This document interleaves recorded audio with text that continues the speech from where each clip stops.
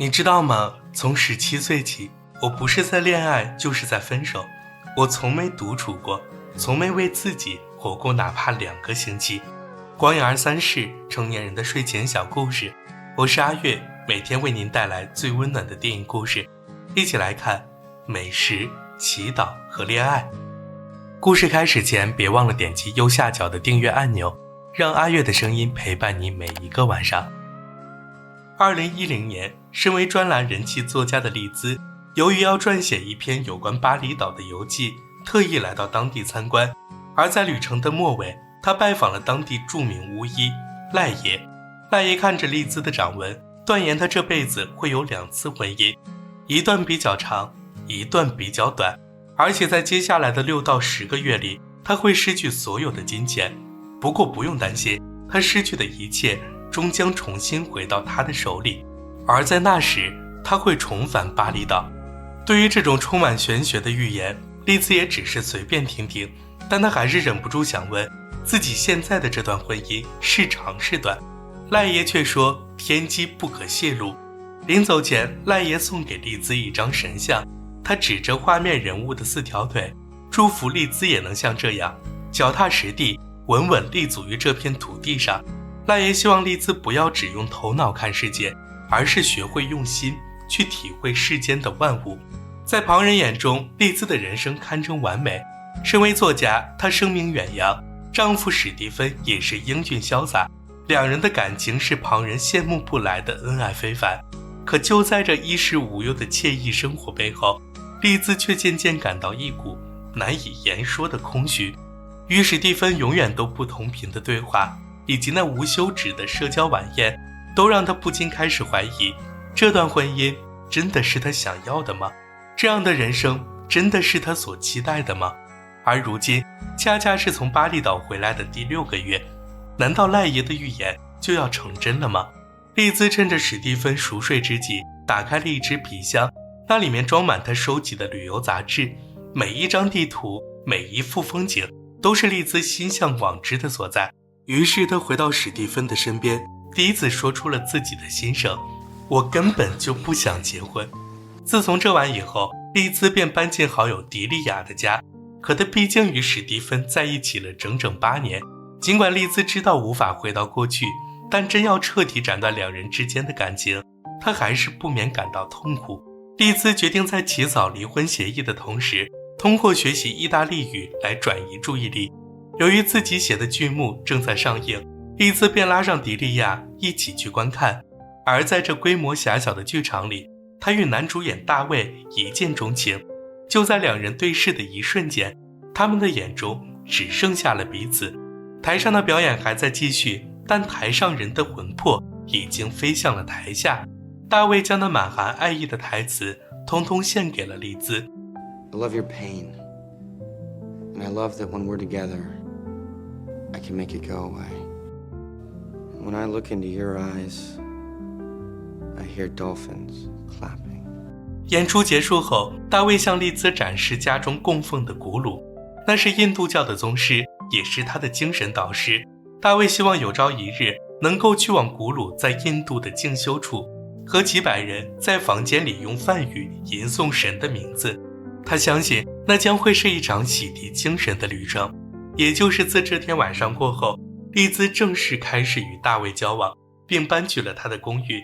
但丽兹并不是真的爱上了大卫，她只是想要借助一些刺激，跳出上一段的感情。然而逃避解决不了问题，终于到了协商离婚这天，丽兹带着律师出席，史蒂芬却孤身一人前来，因为他舍不得丽兹，他愿意等妻子回心转意的那天。丽兹受够了史蒂芬总是在等待的性格，等待自己回家，等待自己生小孩，等待自己给他做饭，他却像个嗷嗷待哺的孩子，停在原地什么也不做。这不是一对正常夫妻该有的模样。丽兹装不下去了，她找不到这段婚姻继续的意义。而只要史蒂芬答应离婚，丽兹便愿意净身出户，把自己所有的财产都给他。但史蒂芬还是不肯点头同意，谈判只能暂时告一段落。临走前，丽兹看着史蒂芬眼角的泪滴，还是忍不住泛起一阵心疼。其实几年前，她也想过努力经营好生活。那时丽兹一门心思要当个完美的妻子和厨师，全身心投入厨房翻新。可究竟是从什么时候，他们的感情走到这样一个无可挽回的境地呢？夜幕降临，丽兹回到大卫的身边，她嗅闻着身边那令人心安的气息，渐渐进入梦乡。只可惜好景不长，大卫对丽兹的感情来得快，去得也快。就在丽兹对大卫愈发迷恋时，大卫的态度却越来越敷衍。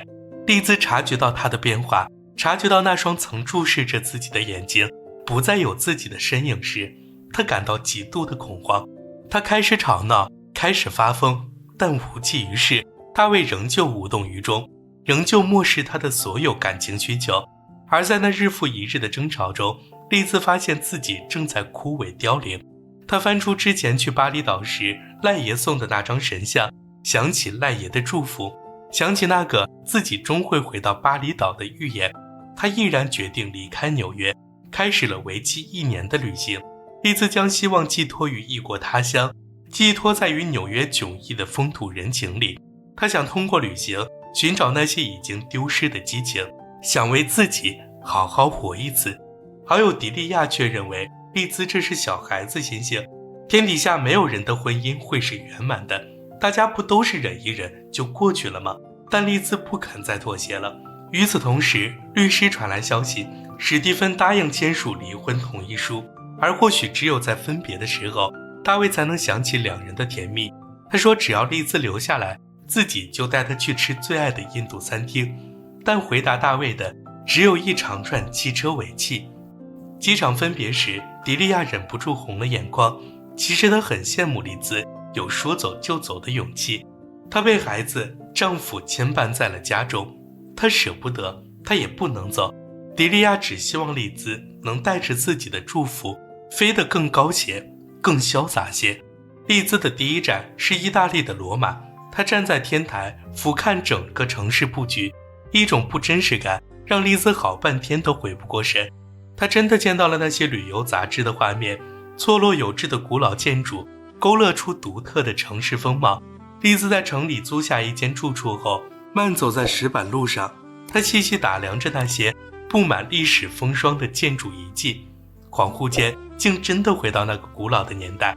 丽兹随后挤进咖啡馆购买蛋糕时，意外认识了一位同样来自外地的背包客苏菲。尽管苏菲才来意大利6周，但她已经能说得一口流利的意大利语，而这只因为当地人阿乔是苏菲的老师。在他的推荐下，丽兹也跟随阿乔学起了意大利语。浪漫悠扬的手风琴声在耳畔萦绕，丽兹一边品尝本地的特色美食，一边沉浸在意大利语的奇妙世界里。今天阿乔教给他的只是一句再普通不过的问候，可在丽兹看来，这句话是意大利语音的完美组合，有满含渴望的阿音，有滚动的颤音，还有悦耳的嘶音。丽兹发现自己对这座城市的热爱正与日俱增，而她那些曾在纽约失去的激情，在每一口奶香浓郁的卡布奇诺中，在每一勺绵密细腻的意式冰淇淋中，在每一根酸甜醇厚的意大利番茄肉酱面里，一点点回到她的体内。而丽兹已经来罗马3周了，每天做的事不是学习意大利语，就是不停地吃东西。她长这么大还从没有这么无所事事过。闲暇之余，丽兹还是不免有些负罪感。一旁剪发的本地人卢卡闻言立即指出问题所在：你们美国人啊，就是这个样子，懂得五花八门的娱乐方式，却不懂如何去享受乐趣。做什么事都要有个意义，累不累啊？但我们意大利人不一样，不管今天要不要上班，感到累了就直接埋头睡觉。我们管这个叫做无所事事的甜蜜，毕竟只有停下来才能学会享受生活嘛。而学会地道的意大利语精髓，不仅在于动嘴练习，也要搭配手部动作。卢卡带着丽兹3人走上街头，向他们展示意大利人的日常交流，或是把手高高举起，或是将手塞进嘴里，又或是比划的上下翻飞，搭配着人们面部灵动的情绪。丽兹惊讶发现意大利语竟活了过来。中午在餐厅聚会时，丽兹凭借这3周对于本地美食的探索，点出一道又一道极具当地特色的代表性美味，什么意式煎小牛肉火腿卷，什么意大利熏火腿配甜瓜。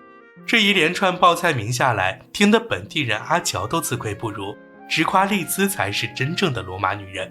餐桌上有人提议大家用一个词来描述自己的家乡，这个人说伦敦是乏味，那个人说斯德哥尔摩是舒适，丽兹则说纽约是肮脏。但具体到个人呢，是女儿，是妻子，还是作家，丽兹一直都没能想清楚。她仍在寻找对自己的定位，可苏菲已经找到了自己的代名词，那就是披萨。于是丽兹与在罗马认识的一众好友来到了披萨的发源地，位于意大利南部的那不勒斯。刚出炉的玛格丽特披萨，饼底松软有嚼劲，混合着馥郁醇厚的马苏里拉奶酪与酸甜番茄，加上了清新爽脆的罗勒叶，一口下去别提有多满足了。苏菲却由于最近长胖了10磅，迟迟没有开吃。丽兹劝她别在乎这些无用的数字，穿不下原来的裤子尺码，那我们就去买一条大点的裤子啊，胖一些又如何呢？为什么总要为了别人的看法而放弃自己真正想要追求的快乐呢？丽兹受够过去掐着卡路里吃饭的日子，她如今身在那不勒斯，好好享用这个美味的披萨，好好的为自己而活，就是她唯一的使命。可在服装店买衣服时，店里的睡衣令丽兹又再度想起大卫，想起不久以前那个悲伤的夜晚。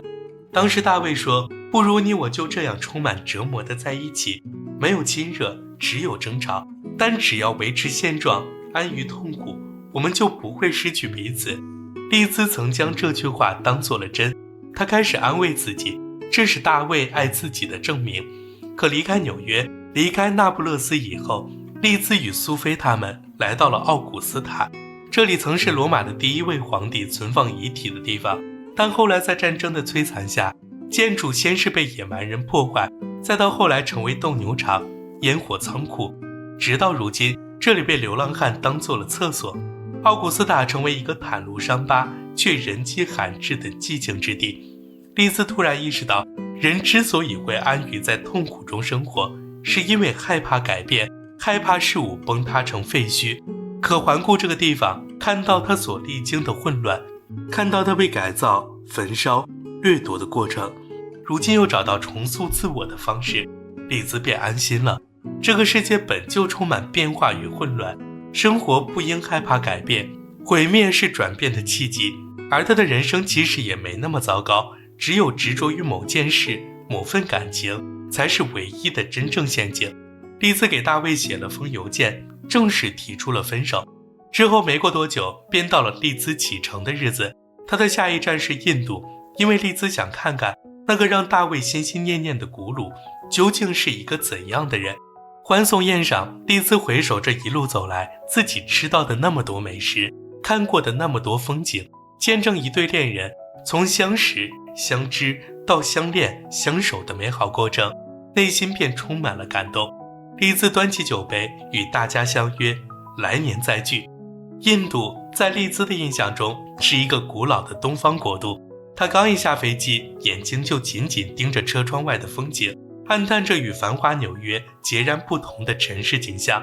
街道上尘土飞扬，衣衫褴褛的人们沿街叫卖，孩子们则赤着脚趴在车窗上伸手乞讨。望着这一切，丽兹心中既有震撼，也有对未知旅程的期待。因为要见古鲁，丽兹直接住进了静修所的招待处，而她刚一放下行李，就走进大堂参与正在进行的冥想。但不知是否是舟车劳顿，还是觉悟不够，丽兹竟在梵语的低吟里渐渐昏睡过去。直到冥想结束，同样参与活动的理查过来提醒，丽兹才猛然清醒。负责人随后带丽兹去登记信息，并告诉她，古鲁前不久刚飞去纽约的静修所，而接待处工作人员最近的修行要求是不能说话。看着那个写有晋升的胸牌，丽兹忍不住感叹，自己这样话多的人，哪怕沉默1秒都是煎熬。而在修行的这段时间里，还必须参加所里的无偿劳动。在打扫地板的时候，丽兹认识了17岁的女孩图斯，对方是个自来熟，一见到丽兹就迫不及待分享自己的烦恼。父母最近正要把她嫁出去，但图斯还想上大学，学习古鲁当初学的心理学。他对自己的未来充满了迷茫，而丽兹在进修所的日子也并不如原本想象中的那般美好。他以为自己能在这里寻找一份心灵的宁静，但每天诵读的古鲁梵歌又长又晦涩，丽兹跟不上进度，心情只会越来越烦躁。而在这种焦躁中，他惊恐发现自己竟又开始对生活中的一切感到了迷茫。一些关于前夫史蒂芬的记忆渐渐涌上心头。中午吃饭时，丽兹向图斯坦言自己离了婚，但令他惊讶的是，与史蒂芬指责他的自私不同，图斯竟恭喜他没了婚姻的束缚，此后都会是一个自由快乐的女人。两人谈话的动静吸引了不远处的理查。理查来自美国德州，他也是一个离过婚的人，秉持着相同的经历。理查很好奇，丽兹看起来完全无法接受进修，为什么要选择来这里？丽兹听出他的质疑，嘴硬称自己修行的不错，寻求心灵宁静，他已初见成效。但事实真的如此吗？在修行动静坐时，丽兹简直是度秒如年。她发现自己根本做不到完全放空大脑，一会儿想明年的自己要做什么呢，一会儿想新房要怎么装修。经过一番胡思乱想后，丽兹终于度过煎熬的2个小时。岂料刚出门便撞上等候多时的理查。在他看来，既然丽兹来了这里，就说明他有慧根，而他现在焦躁的最重要原因就是无法掌控自己的念头。可不能掌控思想，就无法静下心来去掌控自己的生活。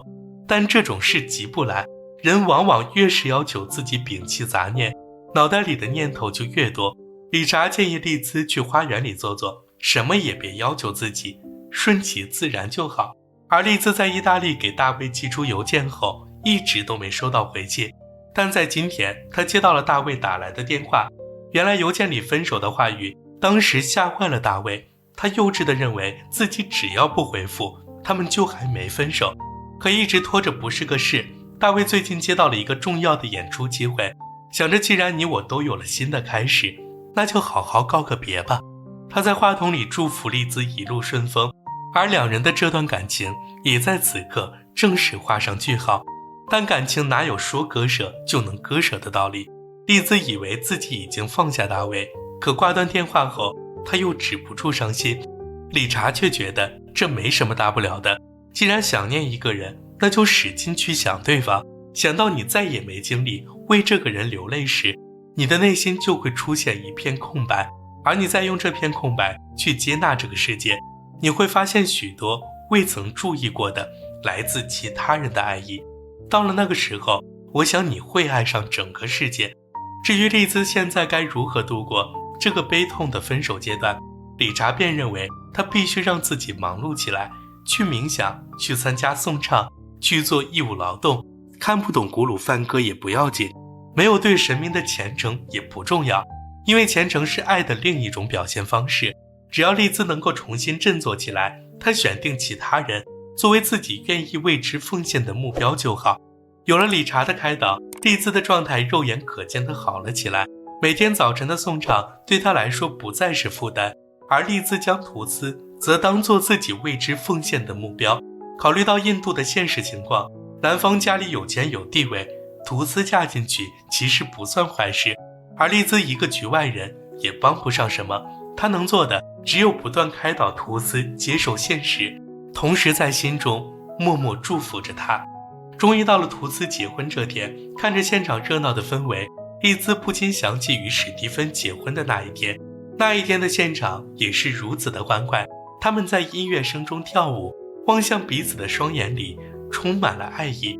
尽管后来感情走向了破裂，但那时候的彼此确确实实深爱着对方，而那也是丽兹一生中为数不多能感到真切幸福的时刻。丽兹将自己的古鲁梵歌当作新婚礼物送给了图斯，希望她能与丈夫永远幸福地生活在一起。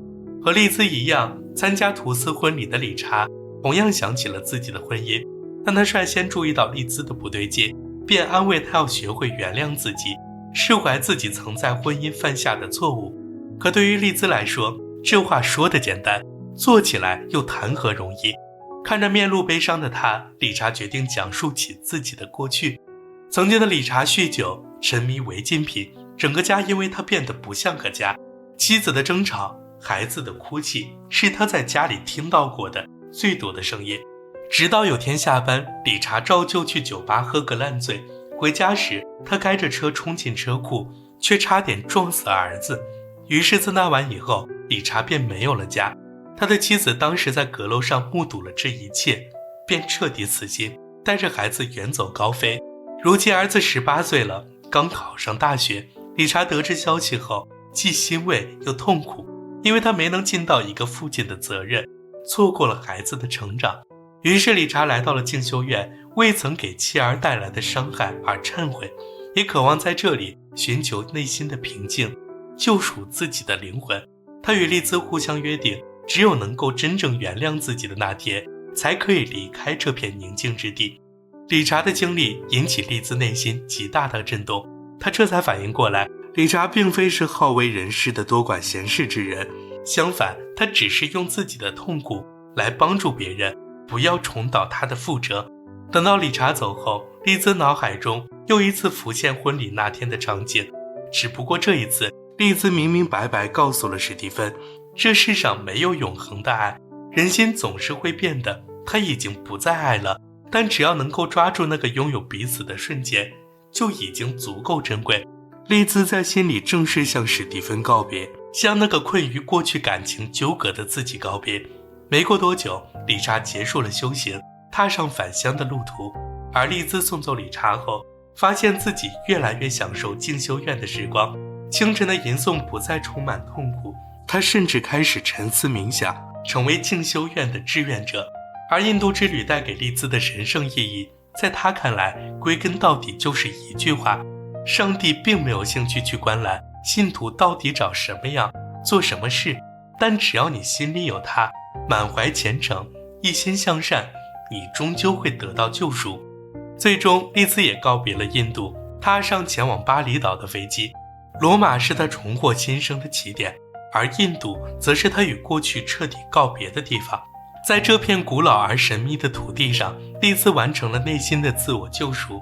她将曾经的痛苦与迷茫都留在了身后。如今重回巴厘岛，丽兹只希望能收获全新的感悟与成长，为一整年的旅行画上一个圆满的句号。丽兹一登岛便去拜访了赖爷，而发生在他身上的巨大变化让巫师赖爷第一时间竟没有认出他来。赖爷还记得1年前，丽兹就像个被生活折磨的怨妇，眼中满是迷茫与痛苦。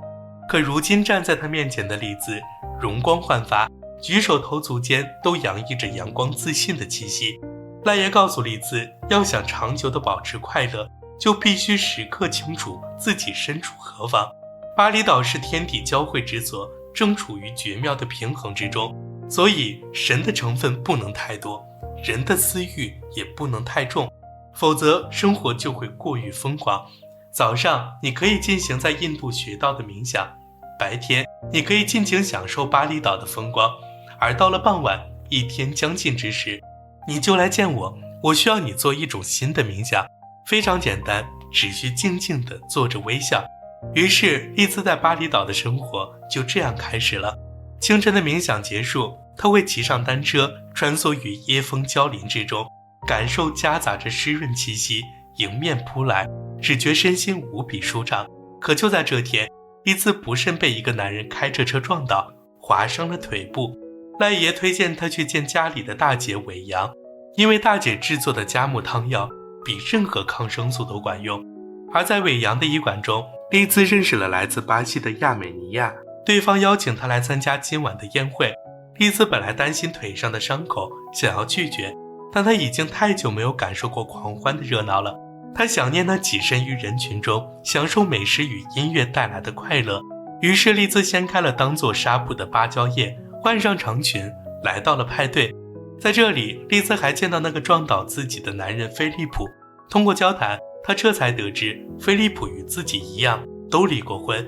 尽管他腿上的伤口还在隐隐作痛，但奇异的是，丽兹发现他并不讨厌菲利普，甚至还隐隐有些喜欢。